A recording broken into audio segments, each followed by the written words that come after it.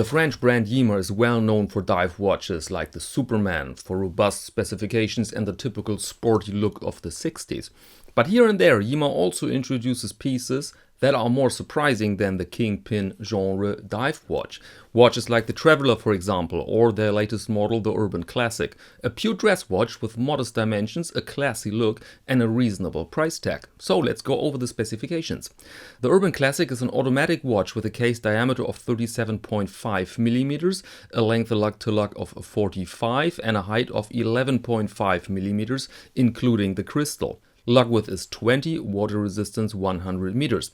The watch is equipped with a Hazelite crystal and powered by the in-house caliber Yema 2000. You can choose between 3 dial colors, between leather strap and steel mesh bracelet, and the price for every version is 690 euros including VAT and 690 US dollars without VAT. So at first glance we see something that I personally love, and I know for a fact that many of you guys also appreciate the vintage look without the vintage hassle. I know it's tempting to look now for similarities to other brands like Glashütte Original, Omega, Zenith, you name it, but in fact this is a typical dress watch design from the 60s, widely used from many brands from Timex to Patek Philippe, because it met the expectations of watch buyers back then. It looks like the watch. And it is still popular because of great functionality, legibility and let's say long-lasting qualities. By that I mean that you can wear it every day without getting tired of the well-placed elements and the overall look. Here we have only 4 numerals on a perfectly symmetrical dial. We have nicely shaped indices that correspond with an unloomed set of hands. Purists might debate though the length of the hands, because they don't touch their respective scale, or in case of the hour hand, the indices. But that's in my eyes a design choice that leaves room for a handsome dial with that radial sunburst effect.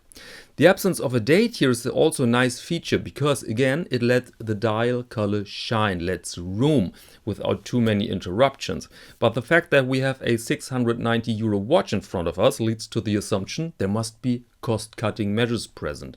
And of course there are some. Note for example the very basic numerals. They are not these delicately rounded numbers you find on more expensive watches that look great under every loop. And there's of course the plexiglass crystal that might be 10 times cheaper than a domed sapphire. But luckily in this case it isn't so much of a downside, because it delivers exactly the look that was a key strength of the vintage predecessors of this watch. You might consider a plexi crystal fragile, but here it is paired with a water resistance of 100 meters, which makes in fact a pretty robust watch. One word about dial colors, coined by taste, yes, but am I wrong, or is the bright blue here the best choice?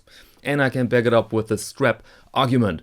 The bright blue is a monster. It gives this 60s summer look on that mesh bracelet and creates a marvelous contrast on that brown strap. This dial really can handle every color from black to a light cognac tone, and it will look great. Let me know in the comments, what do you fancy here? Now the case, very interesting size. A normal dress watch size for the design in the 60s was 34 millimeters. In the 70s perhaps 36. A size that is considered even today as very stylish, but has also a lot of critics. Yema obviously tries to find a new way here between the vintage 36 and the more contemporary 40 millimeters that you find with similar watches by competitors. The case form and finishing is nothing special though. Here you see the budget. Nothing bad at all, I don't mean that, but certainly not really elegant. You can use it for this watch, but you also could use it for something completely different. Next topic is the movement. It's the second generation of the Yema 2000, which means better accuracy and more reliable, meaning daily tolerance between ±10 seconds. Beat rate is still 28,800, power reserve remains 42 hours, so we have basically the performance of a Swiss-made Sellita workhorse. And that leads to my statement at the beginning that the price tag of 690 is reasonable, because the components deliver a certain quality. Last question, do you want to see an in-depth review of that bright blue model? Let me know in the comments please, then I pass that request to Yema. And that's all for this episode. Thank you very much and see you next Monday to Watch of the Week.